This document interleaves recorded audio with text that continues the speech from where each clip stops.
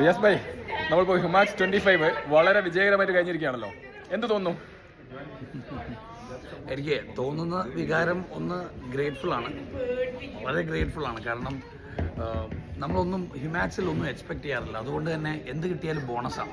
Expect ചെയ്യുമ്പോഴാണ് നമുക്കത് meet ചെയ്യാനുള്ള ചലഞ്ച്, സ്ട്രെസ്, പ്രഷർ ഒന്നുമില്ല. Humans has got nothing to expect. നമ്മളൊന്നും എക്സ്പെക്റ്റ് ചെയ്യാതെ ഹ്യൂമാൻസ് തുടങ്ങുന്നതും ഹ്യൂമാൻസ് നടത്തുന്നതും ഹ്യൂമാൻസ് അവസാനിക്കുന്നതും.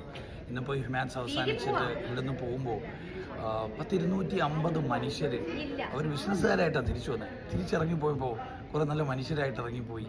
അവർ നല്ല മനുഷ്യരല്ലായിരുന്നു എന്നല്ല എൻ്റെ അർത്ഥം.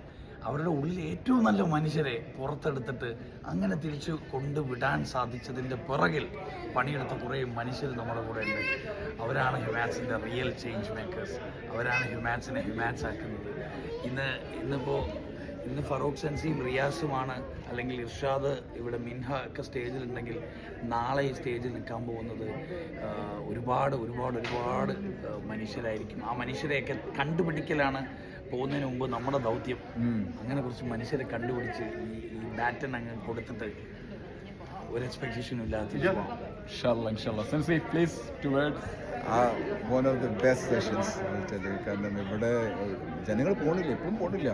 സെഷൻ കഴിഞ്ഞിട്ട് 2 മണിക്കൂറിന് മേലെ ഇപ്പം ജനങ്ങൾ പോകുന്നുണ്ട്. That shows how they love the program, how they have included made it as their own program. Thank you very much. Thank you.